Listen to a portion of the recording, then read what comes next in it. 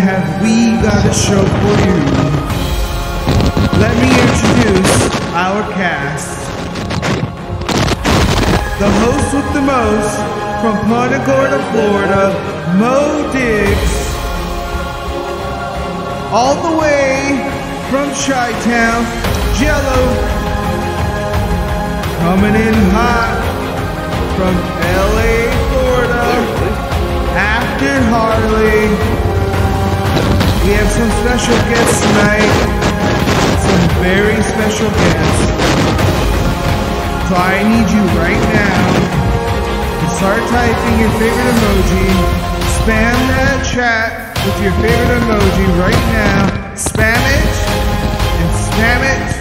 I want to see it get crazy.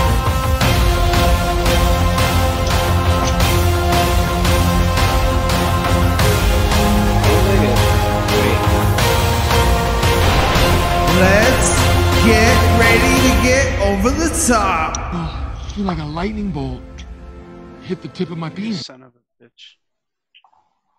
Huh. Playing a video game. I'm waiting for Mark to start up. We are starting. But are we like live? Yeah, the intro's gone. What's going on over the top? Thank you very much, Ray. I appreciate you calling me sexy. You are the sexy one of the group. And what's going on, Chris McLean, man? You actually showed up today. Thank you. So happy you're not asleep. Glad to have you on. It's going to be another episode of Over the Top. We got After Harley in the house. What's up, guys? Yeah. So we also got the director, Mark Morales, right here on the director cam corner. I probably pointed to the wrong side. I usually do. I don't know what's the difference between any of this. And yes, Ray, I do have an eggplant for a penis. I don't know what about the bottle things going on here, but luckily the wife's not watching, so thank you. Eggplant and bottle. Your penis brings babies. My penis brings babies. You know what? That makes sense. That makes sense. It does. It does. I have two babies. I have three babies. So I don't know. Tony was supposed to be on tonight. He is not answering the phone. He is not answering my messages. So Tony, you're a big fat. Nobody likes you. That's why nobody knows. Where's Tony? Nobody knows where Tony is. That's why we got a segment here, Ray, called "Can Anybody Guess Where Tony Is?" If you guess the right answer, you get something for free. So if you want to guess where he is, Ray, go ahead. Now's your opportunity. If you guys guess where Tony is, you get something for free, and that's coming from Mo Diggs. Right. Absolutely. So we got a little variety for you today. We got a little variety for you. Ray's part of my group chat. All right, Chris McLean says he's asleep. All right, we will find out for you at some point. He's asleep. That's a pretty good guess. Well, we put together a little thing, and I want to start it off. Tony sent me something yesterday from what's it called? World Star. And it's this pretty little girl. She's sitting there staring at the screen, and it says, "I got divorced, and this is why." So when you press the video, it's like about 56 seconds long. She explains how 10 days ago, it was her birthday. And she woke up to get ready for work. Her husband didn't say anything. Her kids didn't say anything. And she goes ahead and she goes to work. None of her coworkers say anything. She's working all day. Nobody acknowledges her birthday, so she's bumming, right? And the boss calls her in her office, so she's like, "Oh shit, I'm in trouble." So the boss calls her in. He says, "Hey, I wanted to wish you a happy birthday." And she's like, "Oh, thank you. You know, somebody actually cares." And then he offers to take her out to eat. And she says, "Okay, yeah, sure, I'll go out to eat with you." And they go and they eat and they have their meal and everything's kosher. After the meal's done, the boss looks at her and says, "You want to come back to my place?" And Sheila says, "Oh, okay, yeah, sure, I'll go back to your place." So she goes with him to his place. When they enter the home, he looks at her and he tells her, "You're going to have to just give me a minute. I need to go to my room for a few minutes and I'll be right out." And she says, okay, sounds good. So he leaves for a few minutes, and then all of a sudden, her coworkers, her husband, her kid, her husband's holding the birthday cake, and they all come out of this guy's room singing happy birthday to her, and she's butt naked on the couch because she thought she was gonna get it on with the boss. I don't even feel bad for her because on some real shit, that's some hoe shit right there. These hoes ain't loyal. These hoes ain't loyal. Like, Who sang I don't that even feel song? bad for her. Who sang that song? I know you know, Brian. You know what? I was just singing it earlier too. Yeah, you were. Damn, I don't remember. I don't know, but these I know. hoes ain't loyal. That's all I gotta want to say about it. I want to say Chris Brown, maybe. Could have been. I wanted to say Drake. He's right. Oh, Brown. yeah, it was Chris Brown. Way to go. Ray's hitting Tony up on the WhatsApp, said, hey, stop ducking the show. Very good. So Chris Brown sang it. And you know what, man? I don't think she felt bad for herself either when she said the story. She had no remorse whatsoever. I accept that. That's what she said. I accept. Yeah, she was I got just like. Oh, you She didn't was even, like, did you I got- explain that was her story of her divorce? Yeah, I did. That's how I opened the just wanted to story. make sure that everybody understands this. This was her divorce reasoning of why she's getting divorced. This is I'm why getting she's divorced. getting a divorce. I hope. So, okay. Anyhow, moving on. So we got some new movies out, and I had the opportunity to go to the movie theater yesterday, and I watched a movie called The Invisible Man. And every few years pass, and they come up with a different version of this movie. And the only reason I went to go see it is because I liked the girl that's acting in it. She played Peggy on Mad Men. She's been in a lot of different things. Her name's Elizabeth Moss, and I think she is a great actress. And I mean, I think she's pretty brilliant. I think you really feel her performance. And I thought to myself, you know what? I'm gonna go watch this movie. And I was so surprised. This is the first time since 2001 Mo didn't see it coming. I didn't see it coming. There were a lot of unpredictable scenes that I just didn't see happening, and they happened. There's a lot of predictable scenes too. I'm not saying like the whole movie was a big curveball, but there was a bunch of curveballs. And let me tell you, this is a worth going to the movies to watch this movie. You know what? That is my personal. You know what's kind of a curveball we haven't talked about is what happens in Once Upon Hollywood. Because based on history, Once Upon Hollywood, that was supposed to be a whole other different thing. It was was different though. It was kind of based on history. It was history with a twist. Yeah. Yeah. It was history with a twist because none of those things happened. Bruce Lee didn't get his ass kicked on the set of Green Hornet ever. Let's be honest. And I'm pretty sure he didn't have that kind of attitude either. I think that was a huge thing with Oh yeah, that's what upset a lot of people. That Bruce Lee was supposedly I heard he was more that humble. Way. I didn't. Did you really? I heard he's pretty cocky. Oh, I didn't know that. It's a shame we can't ask him anymore. Yeah. Then we figure out a way. Good, Chris. You should go see it. You would enjoy it, man. You would definitely enjoy it. Absolutely. So, Brian, what's popping? What do you think about The Invisible Man?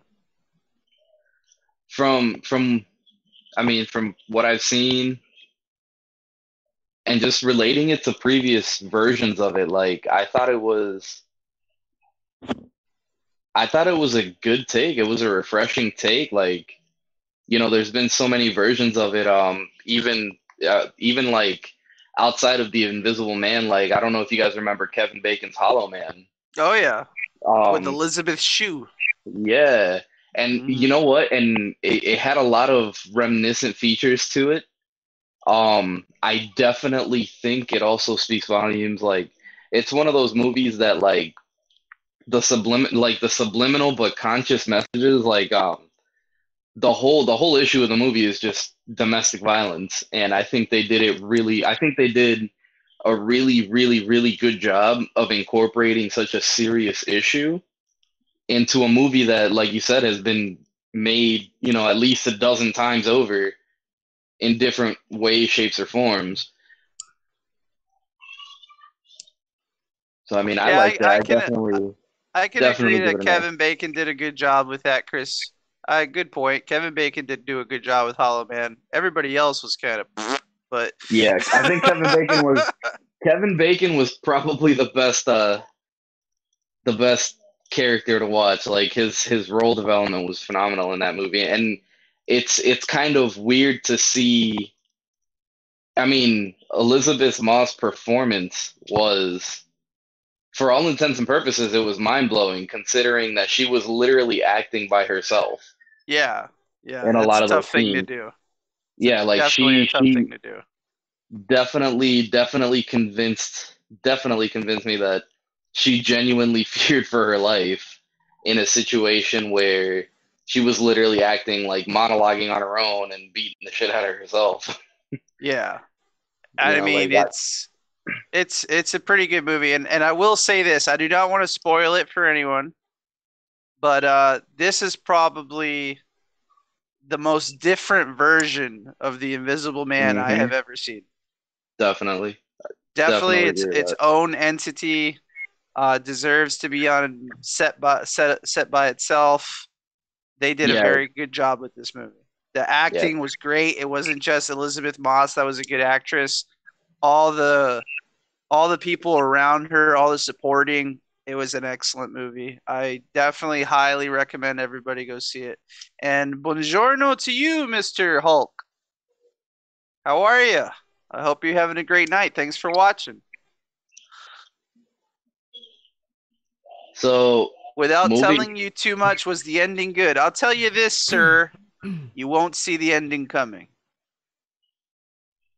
You won't see the ending coming.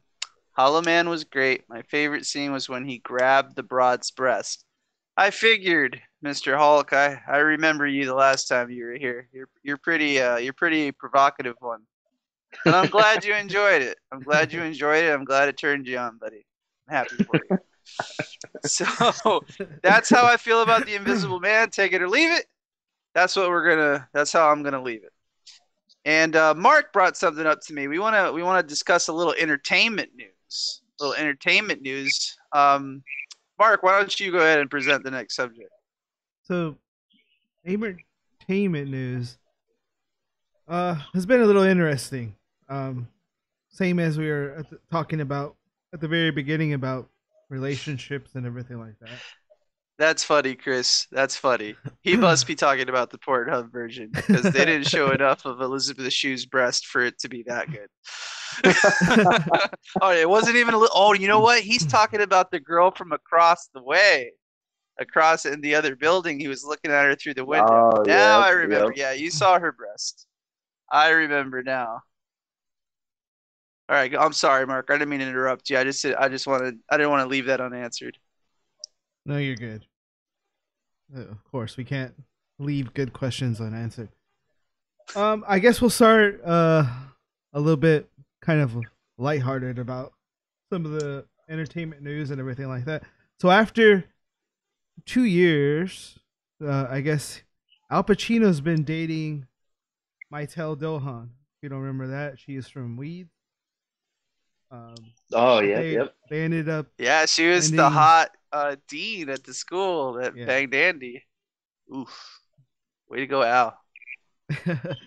And I guess they ended up ending the relationship after a couple years. And she, being Yeah. that her English isn't the very best, she just straight up said, "Hard to be with an old man." That's what she said, straight up. Is Hard to be with an old man. Did she Um, not know she was talking about Scarface? Hard to be with an old man. Fuck you. I'm sorry. so I guess he's what, Excuse about 36 years older than her. He's 43, so it At isn't like least. she's super young. She's matured quite well, but he is almost 80 years old now. So that's pretty crazy. Body I takes a get toll, shocked man. every single time I say his age out loud that he's Mhm. almost 80 years old, but he's still killing it. Still killing it. Just got done doing the movie The Irishman, and now he's doing the Mhm. TV show Hunters. So Hunters, and Hunters is a must-watch show, by the way. I've started watching Hunters, and it's very good. they're pushing it hard because even over on Twitch right now, like they had a whole event for Hunters. You do I Hunters. bet. That's pretty cool. I mean, that's And- a hardcore topic, man. Even in 2020, it's a hardcore topic. I mean, nobody appreciates the Holocaust at all, and I think And you know- Nazis are like the most hated of anything that's ever happened in the history of whatever. Like, you fucking say I'm a Nazi, and you're just looked at like, fuck you, man. Like, Nazi's the only white man in America that can't make it. No. No, actually, and it's cool. You know, like it's cool that they are kind of revisiting it and kind of bringing more stuff to light. You know, we had Absolutely. it's funny that you bring that up because for the pre-records, on one of the segments, I don't know if you guys saw the synopsis I sent you guys. There's actually three major movies coming out in regards to World War II and the Holocaust and Nazis, and there's there's one kind of indie movie that I wanted to talk about a little bit, but that's for when we start doing the pre-records. All right, little tidbit there for you guys. We will be doing pre-records, and we got some interesting information. Brian just gave you an Easter egg, so you keep an eye out for those pre-records. Make sure you hit the notification bell and subscribe to the channel. That way you don't miss anything. Absolutely. So the only other sorry, story go I ahead, was Mark. going to just bring up at all was just kind of a little bit of a humorous story and kind of music news. So, Eric Church was kicked off a tour with the Rascal Flatts. I guess he was a little bit too loud, and he went for a little bit too long than he was supposed to. But who ended up benefiting from that was Taylor Swift and Tim McGraw. They ended up putting on the show. And so she kind of told him, I hope there's no bad feelings. And he goes, no, there's no bad feelings, but your first gold record you get, because you're doing a song with Tim McGraw, you got to give it to me. And he was just kidding. But she got a gold record about 2 weeks later after releasing the song. And she delivered it to him. And he has it hanging up on his wall. Nice. That is pretty cool. She honored it. She ain't worried about it. She gonna get more. Oh yeah, we got a couple more coming. Taylor Swift. You know what? I'll keep that one to myself. I'm not gonna say anything. Sorry. I almost had a Don't. slip of the tongue there, and Yeah, I'm don't not get gonna yourself say in it. trouble. Don't get yourself I'm gonna in keep it in the holster. I'm gonna keep it. I can't give away Taylor's secrets. I can't give away Taylor's secrets. So, all right, very good. So I wanted to talk about a movie, and this movie just came out, and Brian wanted to talk about a movie that we've already talked about on the show. And the last time we talked about it, he had a very skewed view of this fine production. And he finally bit the bullet and watched the new Jumanji. Yes. How do you feel about it? Honestly, like I sat down and I watched it. Like I watched it with my godson and my nephew, and it was just one of those things where, like, I don't know, like the production was so well done, and on you know the topic of being well done, like Kevin Hart and The Rock acting as Mr. Glover and Mr. DeVito was mind blowing. It was spot on. It was great. It was fun to watch. But the realization that I had was the original Jumanji, the Robin Williams Jumanji, is its own thing. And it's okay that it's its own thing because I don't know, like watching this movie, and I think having like the presence of my nephews, like watching this movie, I kind of got to the realization that it was, it's two different generational things. So while to me the original Jumanji is in a league of its own, I definitely saw the merit, I saw the creativity, and I saw, like, I could see the hard work that these actors were putting into this movie, and it was a pleasant watching experience. Like, it was fun, it was entertaining, it was edgy, without straying too far from the source material, but making it different enough to where it didn't affect Robin Williams' Jumanji anymore.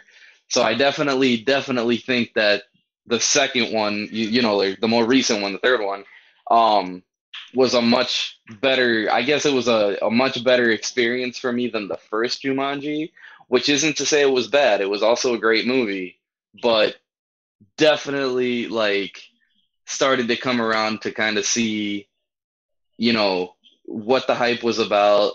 Um, and it was just fun. Like, it's been a while since I had fun watching a movie that was meant to be fun. Good. I'm glad you feel that way. Somebody pointed it out to me once, though. I think the last time we were talking about this, that Alan Parrish actually gets a call out in the Yeah, first of the in the reboots, first, yeah, it which was led it to in, believe that it was actually a sequel. well, it for all intents and purposes, it really was, because after watching, the new Jumanji, I came back and I watched the sequel, and yeah, there was the Easter egg when what's his name, Nick Jonas's character takes them to that little hut. Like, there's the Alan Parrish was here carved into the wood.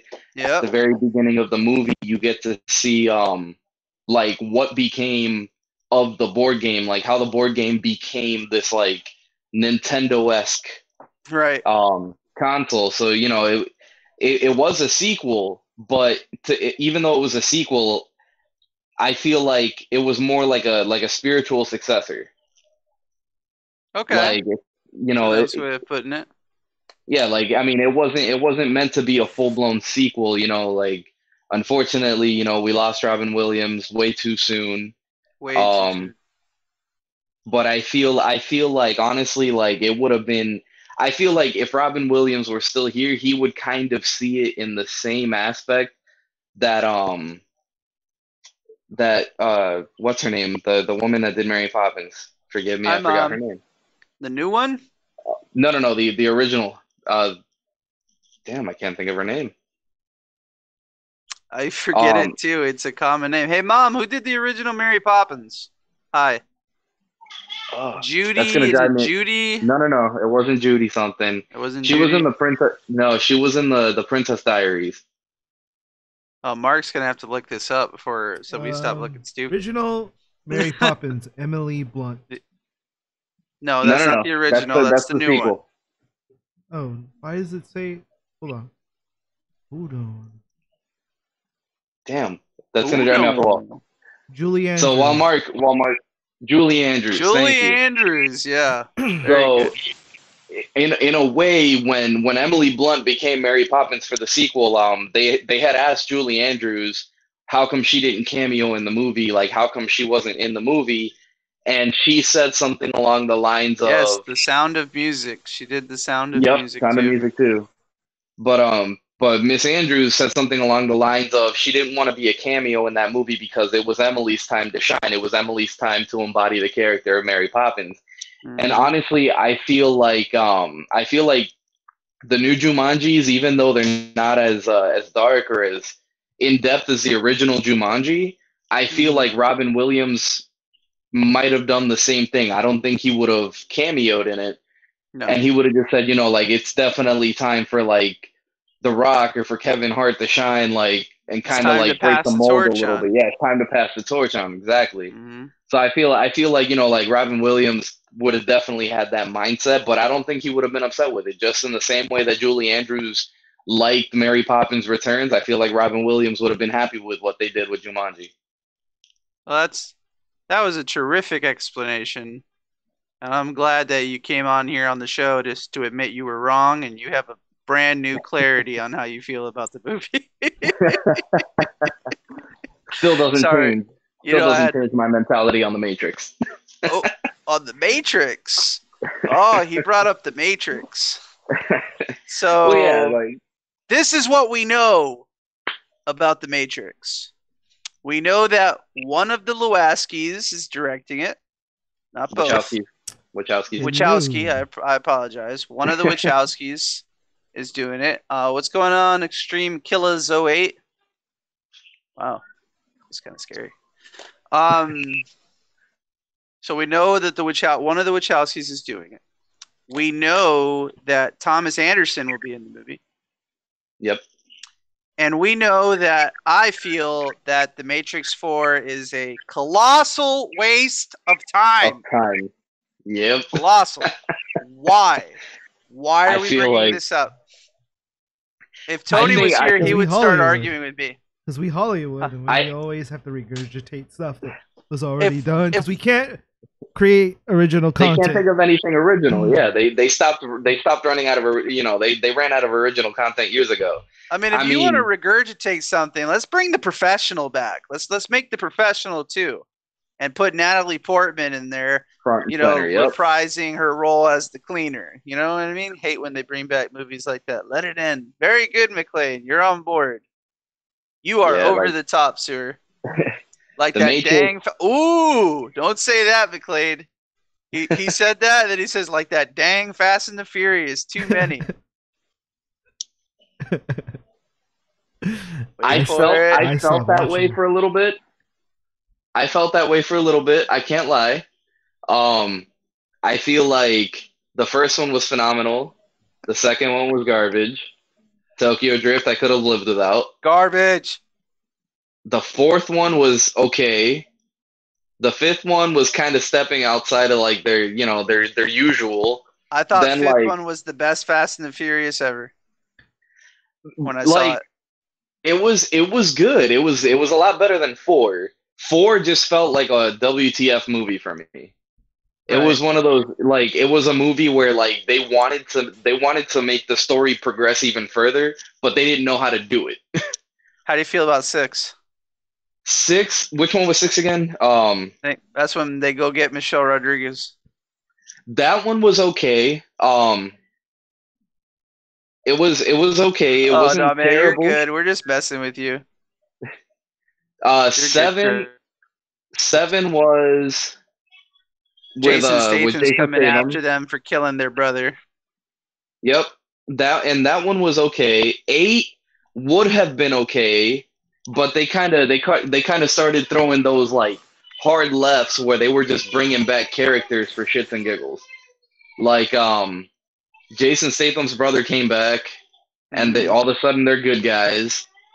And with the way 9's starting to shape up, I'm kind of feeling the same way. Like Han's coming back, Paul Walker's character's coming back, Ryan's coming back, and like I said earlier today when we were discussing, when we were going over what we were going to talk about tonight, I was just like, I'm gonna be really, really, really upset if they bring Brian out of retirement to fucking kill him.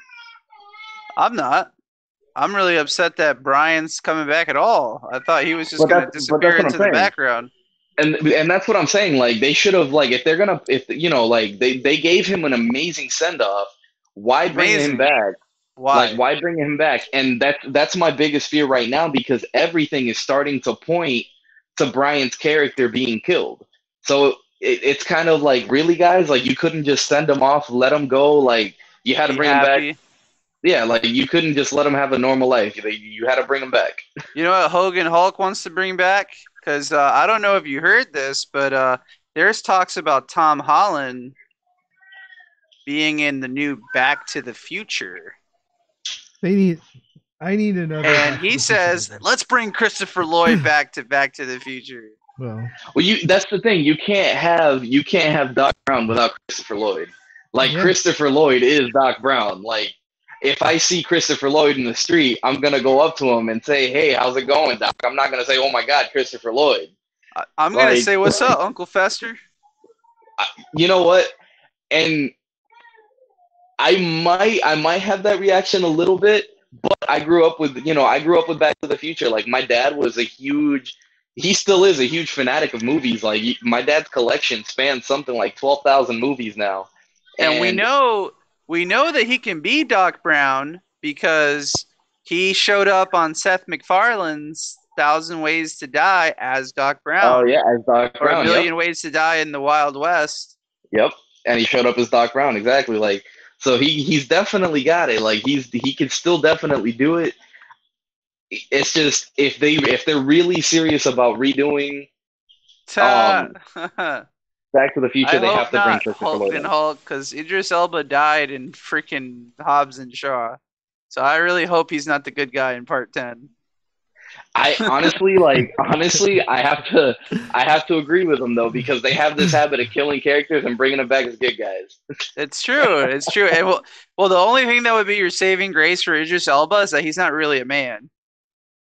And Yeah, he's wasn't he some kind of like cyborg or something? something like that. Yeah. So like he could come back. He's not alive. He was Yeah, never dead. Yeah. Just rebooted. But yeah, my thing is like, if they bring Han back, I'm gonna be really upset. You know who I'm concerned about, because on the IMDb page they put her name in it, and I hope it says nothing more than flashbacks. But they put on Fast 9's IMDb, they also put what's her name, Wonder Woman, Gal Gadot. So I really, really, really hope that they're not bringing her back after they threw her off a plane. Right? I mean, they brought Michelle Rodriguez back after she died in 4. Yeah, but I don't know, like that. You know what? Then again, though, Statham's brother, didn't he fall out of the plane at a higher height? Anyways, I thought he took a bullet to the head. was it a bullet? I don't even remember. I thought he fell. I thought he. You know what? He gets killed in 8 also. Jason Statham kills him. Yeah, that's true. So, I don't know, man. It's Fast and the Furious. It's high, intense adrenaline running around. It doesn't matter if the story makes any fucking sense. Everybody's going to watch it anyways. Let's just go watch it. And it's going to be over the top. It's just going to be nonstop action. So even though like we're all story-based fanatics, at the end of the day, we're all adrenaline junkies, and we're all going to go watch it. Oh, well, Hogan, if you haven't seen Fast and the Furious 8 yet, you never were. Anyhow, You'll be all right. sorry that I sum it spoiled all it up. for you. It's You're like 3 not years old. missing like some sort of epic cinematic movies. It's just like a little culture. All you, car Did culture. you all you watch have to. Hogan Hulk? Yeah. Since you brought up Idris Elba, that means you watched Hobbs and Shaw, right? Because if you watched Hobbs and Shaw, Jason Statham says in the movie how he killed his brother. Yeah, that's true. He did. So I didn't really spoil it for you. You just forgot who his brother was. Just saying. Honestly, if you haven't seen the Fast and the Furious franchise, all you have to imagine is Vin Diesel getting in some tricked out cars, and you can literally play in the back of your head, "I do this all for my family," and that sums up every fucking movie in the Fast and the Furious franchise. America. America. So, anyways, I enjoy the Fast and the Furious movies. I mean, I'm going to see it. I'm being skeptical because I watch a lot of movies. I'm into watching movies, and I'm not really a fan of bringing people that you killed off back, but at the same time, am I not going to watch it? I'm still going to watch it. Yeah, we're all gonna watch it at the end of the day. Watch it. So enough of this Fast 9 talk. We got a little off topic here on it. The Matrix 4, right? We know Thomas Anderson is in this movie. We know that everybody's linked back into the Matrix. He made his little sacrifice. Where are they going to go with this? Where do you think it's going to happen? Is this going to be just a reboot completely? Or is there going to be a final conclusion for us? Because if anybody, they'll make it seem like Dom is about to die and then survive somehow. Yeah, absolutely, Hogan Hall. You got it right on the head. That's exactly what it is. The good guy's almost about to die, and then they figure out a way to overcome. I mean, honestly, Oh, I thought you saw Hobbs and Shaw because you mentioned Idris Elba. Well, I'm sorry I fucking spoiled it for you, okay? My bad. All right? So sorry. I'll send you something free. How about that? I'll send you a clip of Jason Statham killing his brother or whatever or whatnot. And then I want a true scarier movie made. I've been a while waiting. Well, hey, man, they got Spiral, a book from Saw coming out. There's a lot of scary movies coming out. They remake Candyman. You know what I'm looking forward to in terms of scary? Netflix is Netflix is creating a true Resident Evil series. No, I don't want to. Yeah, right. So you just like triggered me into spasms. Into the I title feel like of the thing, a true Resident Evil. it is going to be a true Resident Evil series. They've already confirmed Claire Redfield. They've confirmed like everything. It's essentially going to be a TV series based on the actual video game. Who's Claire Redfield? You don't remember Claire? I quit. I'm done. No. Hold on a second, because Redfield's the guy. The chick is Jill Valentine. If we're talking about the original Resident Evil, you can be a guy and you can be a girl. The girl's Jill Valentine and the guy's something Redfield. I know his first name's Chris. not Claire. No, there's Chris Redfield. Claire is his sister. That's and if I'm not mistaken, Claire was in the second game, the second or third game. So that's not the original. No, it is, because they're all the way that Netflix has this set up, according to like everything that's been leaking so far, is they're going to tell these stories. All right, have you seen The Witcher on Netflix yet? Sadly, no, but I have some time now. Okay, so now that you have some time, watch it. And bear in mind that it's The Witcher. They did a phenomenal job, but where they messed up really bad was the first episode takes place after the 6th episode. And they don't really explain that. Like, they kind of just, they put you into like this frame where it's like episode 1, boom, awesome, cool. And then episode 2, you're like, well, what the hell? Didn't all these people just like... So you telling him not to watch episode 1? So are you telling me to...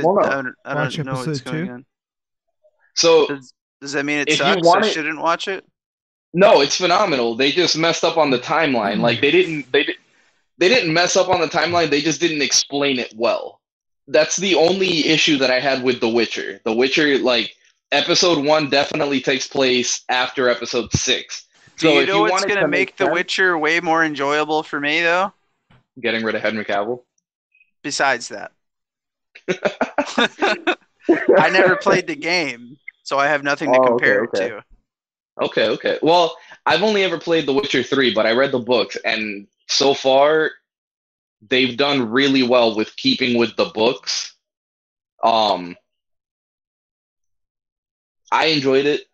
It was good, but if you're gonna watch it, keep in mind episode 1 comes later on. So watch it in order.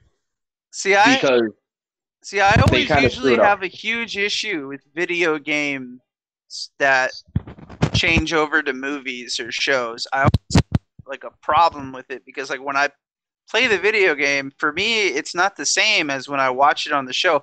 And like for the first Resident Evils, because I was 17 when the first Resident Evil came out. You know how excited I was that Resident Evil was making a movie and there was the mansion and all the shit that they gave you, and then it turns out it's like this underground hive and all this kind of crazy shit. And I'm sorry, I've played a lot of Resident Evil games. The best Resident Evil is the first one. Yeah. The very first one I ever played, that's the Resident Evil I enjoyed the most. That was the one that I enjoyed the most. The one that scared me the most was definitely Resident Evil 7. I played that one too. That one was fucking freaky. Yeah, it was traumatizing. But it was meant... Well, so was the first one. The first one was meant to be a scary game too. Yeah. So, I mean...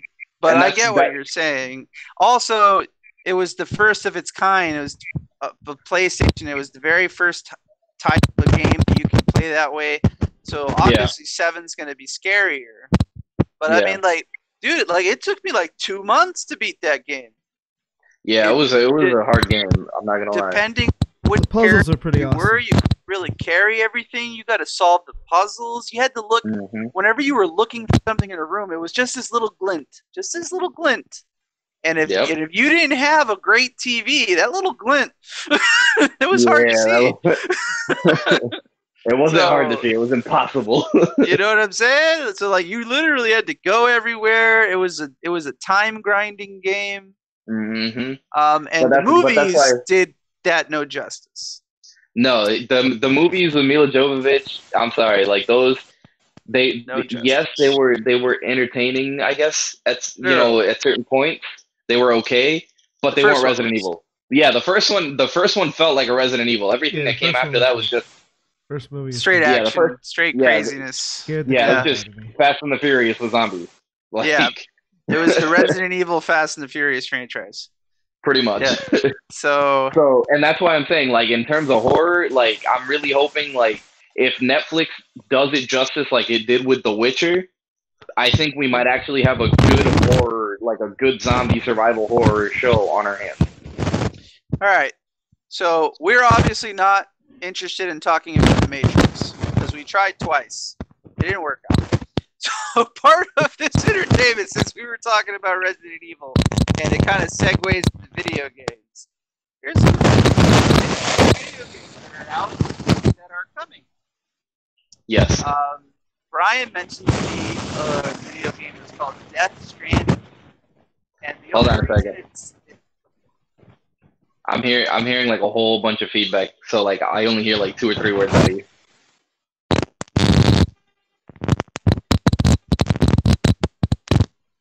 Mark, are you playing with your microphone? No, it's those headphone jack.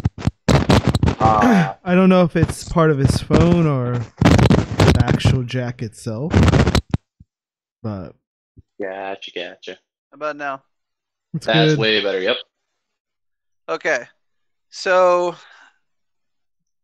Brian mentioned a game called Death Stranding. The only reason it stood out to me is because I have seen posters of this game everywhere. I spoke with the GameStop associate about it. He told me I should really look into it, that it seemed very interesting. The only thing is that I'm not really crazy about spending $60 on a game that I have no idea what's it about, and I didn't do any research on it. But I heard that it has Norman Reedus starring in it. I'm a huge Norman Reedus fan. Boondock Saints. Power to you. It has how do you say his name? Mads Mikkelsen. Mads Mikkelsen, who is Hannibal, which is one of my favorite shows. And he's just an awesome actor. Plus, he's in the Marvel Universe. So a lot of props go to Mads. I'm a huge Mads fan. He's also in a James Bond movie, GoldenEye. And you, why don't you explain the game some for those of us who don't really understand it? So there's a lot of negativity. Like, I'll start with getting the negatives out of the way. There's a lot of negativity surrounding the game because it's an insanely large map.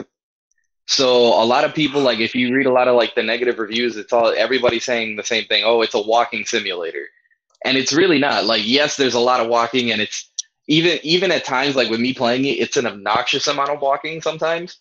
But the storyline behind it, I mean, you played PlayStation 1. Did you ever play any of the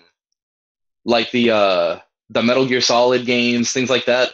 Well, Chris McClane says it's about saving babies. And yes, I did play Metal Gear Solid. So you remember like the intensity, like how it wasn't a horror game at all. Like, it wasn't meant to be a horror game, but like how Metal Gear Solid had like a lot of adrenaline when you were playing it. You had a lot of anxiety. Yeah, you had a lot of anxiety. Yeah, a lot of suspense, a lot of thrilling aspects, a lot of like, oh, if I do this, what's gonna happen? Like, and the whole game carries itself like that.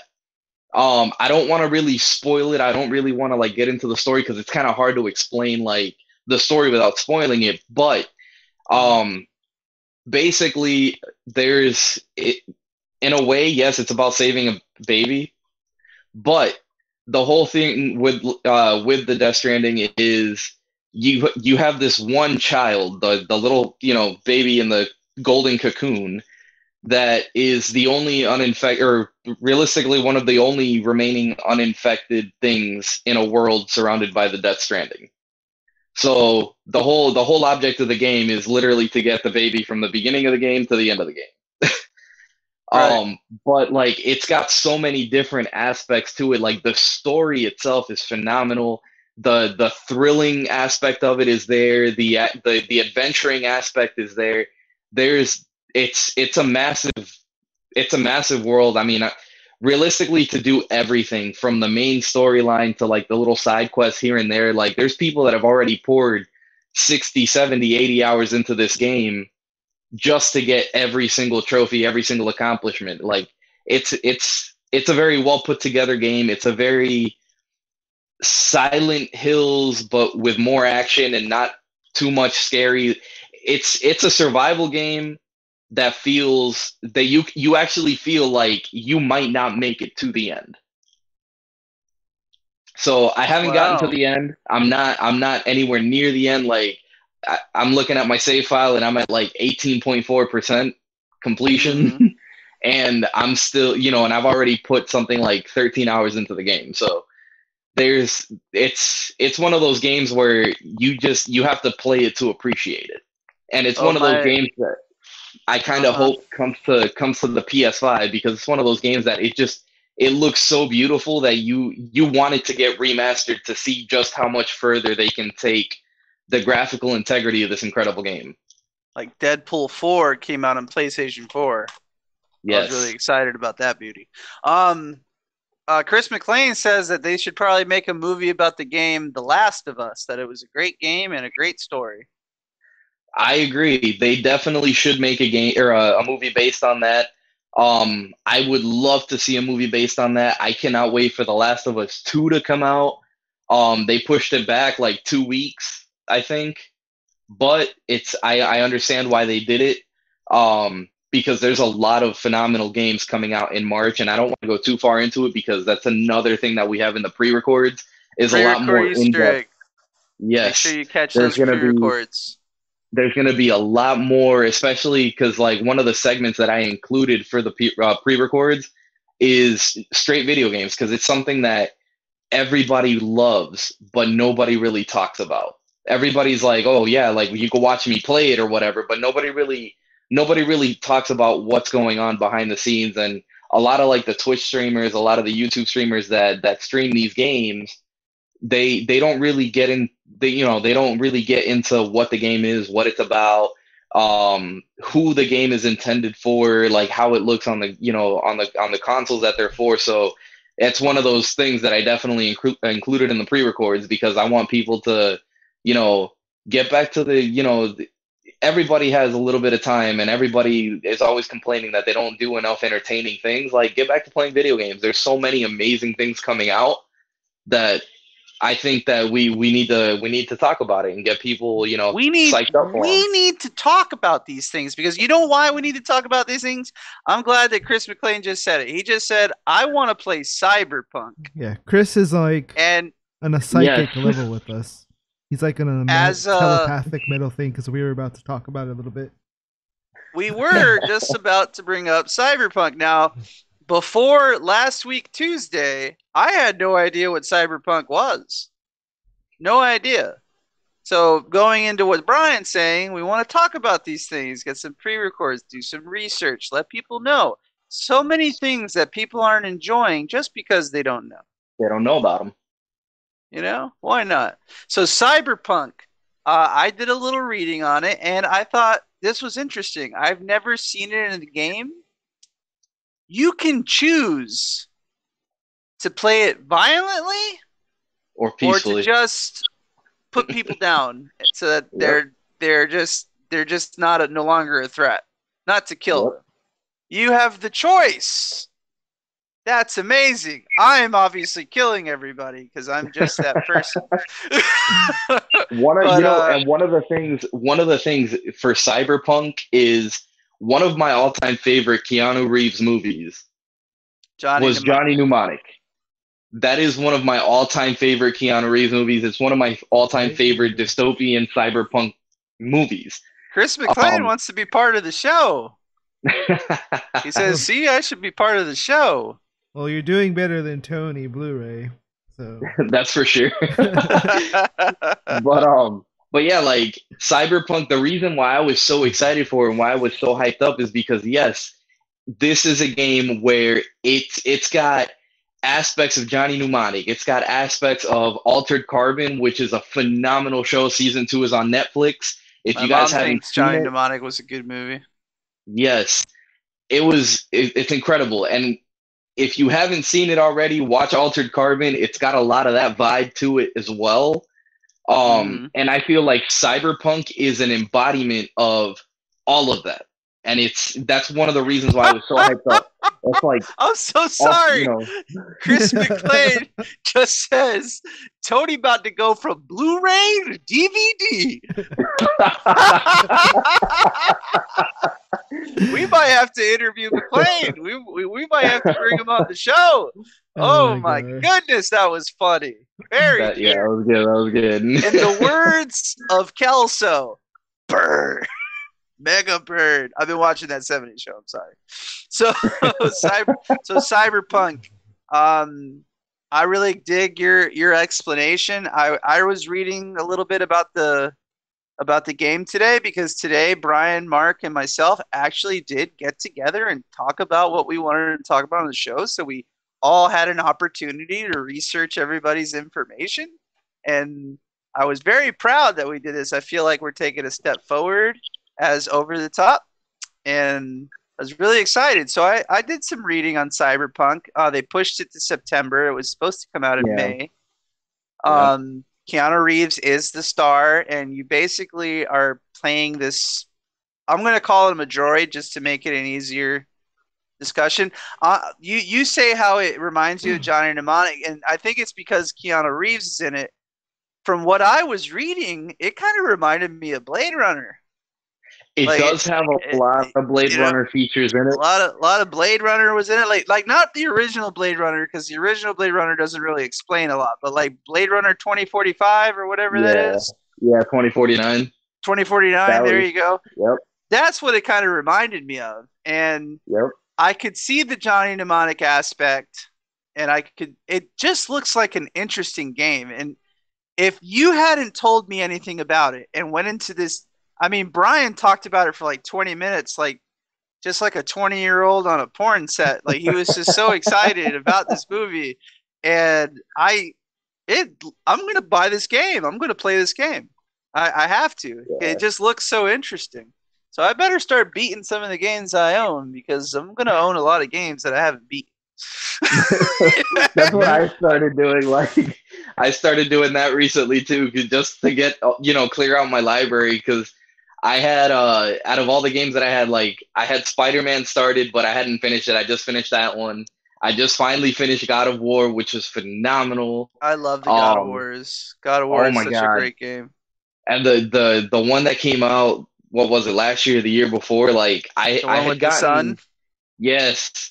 I had gotten, a good chunk of it done, but then my PlayStation kind of took a crap, so I wasn't able to finish it. Then I ended up getting the Death Stranding console, and I was like, you know what? Let me play this before I play Death Stranding. This is what you guys got to get, man, an external hard drive. I literally have, I'm not going to count them. It's like 40 games on my PlayStation right now. 40, 50 games I have in my PlayStation. Yep. And I think I went PlayStation crazy this last year and a half because another person that has come on the show, his name's Kiba Delane, and our own director, Mark Morales, accused me of not being a gamer because I enjoy playing sport games. So I had to prove them wrong and buy all of these different games. And every time everybody comes over, we could always have a tourney. We can do whatever. And I'm sorry, still the king standing, except for Tetris. Somebody else beat me. But I think all the games you Kiba, have, and everybody came over, and all they wanted to do was play Tetris. Wasn't that something? Like, I have some cool games here. But everybody wanted to play Tetris, so that's what we did. But get yourselves an external hard drive, adds a couple gigs to your memory space, and the PlayStation runs super smooth. I have no complaints on it. It's probably the best $40 I ever spent Now, And it's good stuff. one thing in terms of video games. Has anybody ever played The Order? The Order. Yeah, 1886. I may have. I'm not sure. Explain it. It was a launch title for the PlayStation 4. Then no. It was basically it was like a Victorian era. McLean played it. Yeah, like it's one of those games that like it was a really short game. I'm not gonna lie. It was a $60 game, and I was kind of upset because I bought it at $60 and I beat it in like 3 hours. So it's a really short game, but it definitely showed the graphical prowess of the PS4 when it first came out. One thing is, I would love to see a sequel to that game. So Right. I'm really hoping that when the PS5 launches, they announce something in the way of a sequel because it is a Sony-owned IP. It is a Sony-owned studio that made it. So I definitely want to see them do some kind of sequel to that with the PS5 and the Xbox Series X coming out later on this year. I don't know how you're gonna feel about this, Brian. McLean says that it wasn't worth 60, but it was a very good looking game, worth 29. That's what I'm saying. Like that's why that's why I said it wasn't. I was kind of upset that I paid $60 for it, but at the end of the day, I didn't have I thought the game looked beautiful. The storyline was phenomenal. Definitely worthy of a sequel. Okay, I just want to say something to the Hawks really quick. Every Hawk fan that's watching this right now, I want you to go ahead. I want you to take your right hand, and I want you to put it over your shoulder, and I want you to pat yourself on the back because we got 100 messages on our Restream chat today for the very first time. We were given a little trophy, and I'm excited for it. Call me a nerd, but I am, and I am thankful for you guys for getting us that trophy. Thank you. Thank you. We hit a little milestone there for the first time ever. 100 messages since we've been using this Restream chat. That's just for today's show. I know, that's just today's show. That's crazy. It's the first time we've ever hit that mark. Yeah. No, yeah, that's awesome. Is the Final Fantasy games worth all that remix? Don't ask me that because I'll tell you no. I do not like Final Fantasy whatsoever. But you know what? Millions of people love it. Millions of people love it. There's another game that's out there that I don't enjoy either, but millions of people love it, and that's Kingdom Hearts. I don't like that game, but people fucking swear by it, man. They swear by it. You don't really play RPGs. I just don't like it. You're not an RPG. Yes, I do. I play lots of RPG games. They just have to interest me. What? Like Spider-Man. Like Deadpool. Like Diablo.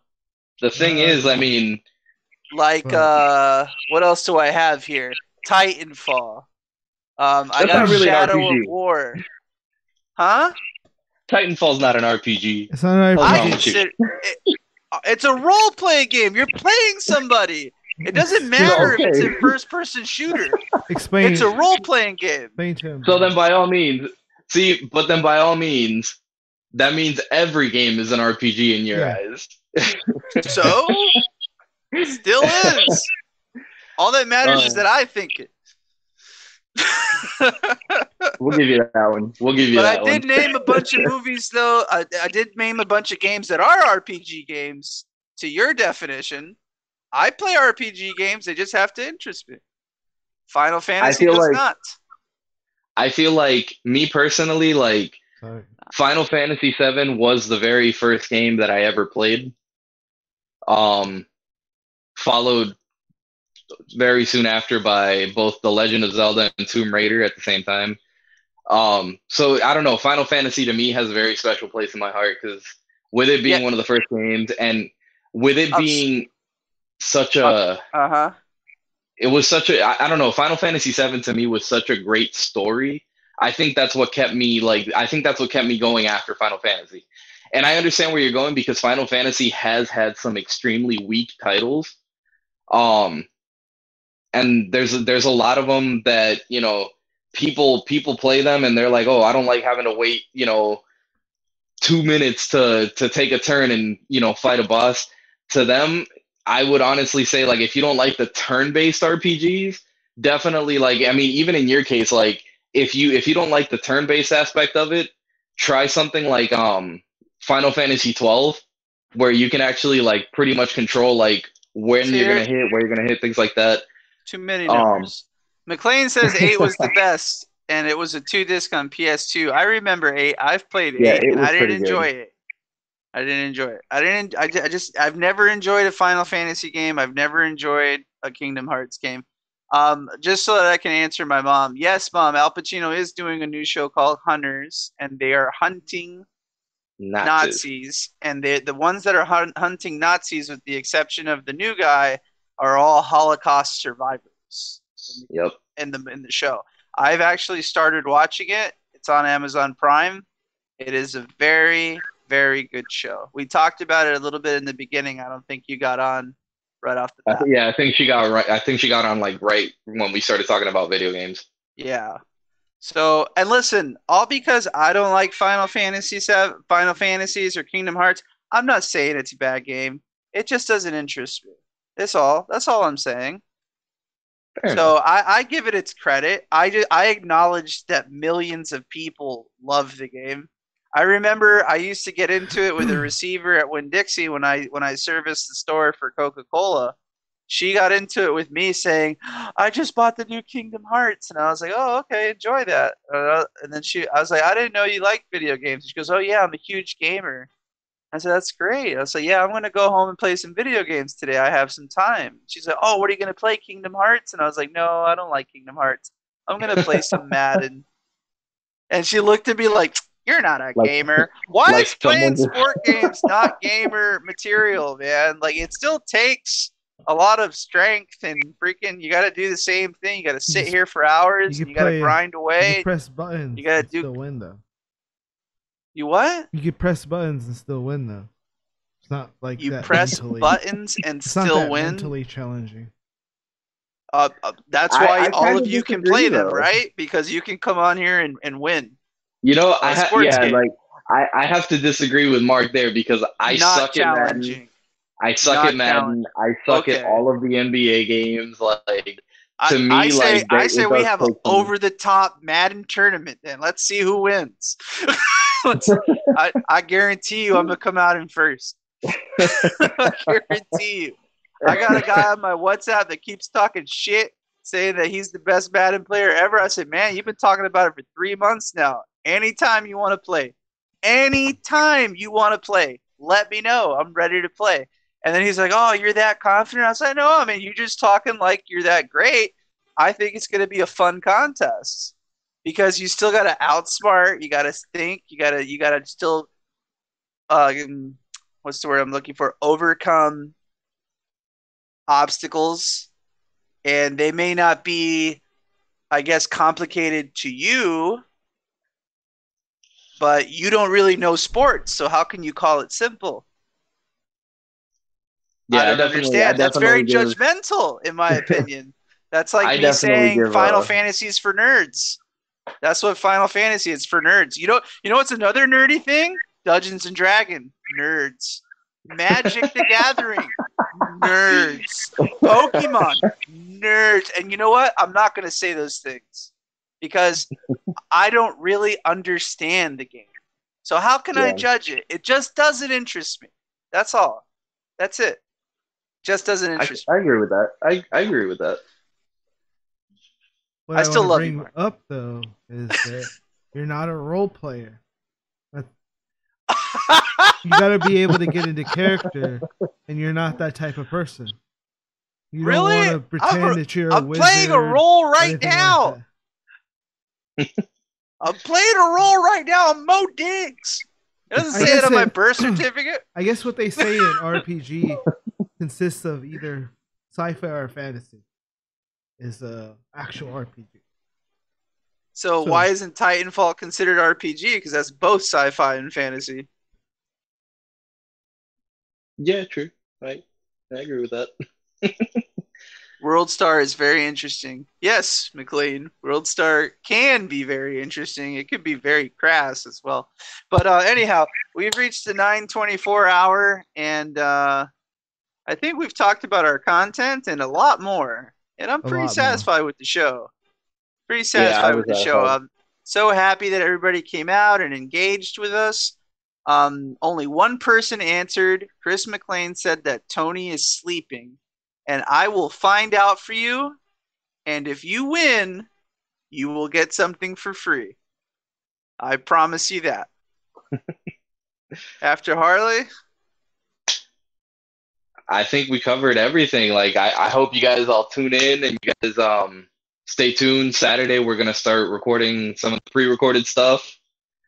Even if we do just the one episode, like just to kind of get the ball rolling, I feel like at least with the timeline that I have and how I set everything up, the pre-records are going to be phenomenal. We also got a little morning show coming up. That's going to be pretty interesting. Yeah, lots of content. What else? Coming. Some high Yeah, quality. we have a Lots of lot of content. content. Yeah, we have a Lots lot of of content coming. Yes, I mean definitely hit that subscribe button, click the little bell to get those notifications. We're gonna talk about. I mean, we're gonna have everything from music to movies. I mean, exactly what you saw today, just more fleshed out, more in detail, kind of get people hyped up for these things and hopefully keep you guys engaged to hang out with us again. Yes, follow us, please. Log on. Let us know. Direct message us. Direct message us. Let us know what you want to talk about. If you have content yourself that you're interested in knowing about or getting a different perspective on, let us know, please. Absolutely. And if you guys are watching after the live show, we go read the messages. So we may answer you and interact with you for a good while. We've gotten some interesting chats just off of the video. So go ahead, even after the show, write some commentary or something you forgot while we were live. No big deal. Just put in the messages. We'll probably respond. Excellent. And I think for the pre-records, if you guys are watching, I want to start doing music again. I feel like I got away from that for a little bit. So if you guys have any songs that you like, that you want to hear a different take on, let me know. Send us a DM. I'm gonna probably start linking my own music and stuff like that too. Very good. Excited for that because Brian is super talented. Good night, Mom. So for both my brothers, After Harley, Mark Morales, this is Mo Diggs. Thank you so much, Hawks. Y'all have a great night. Have a good night, guys. See you later. Take it easy.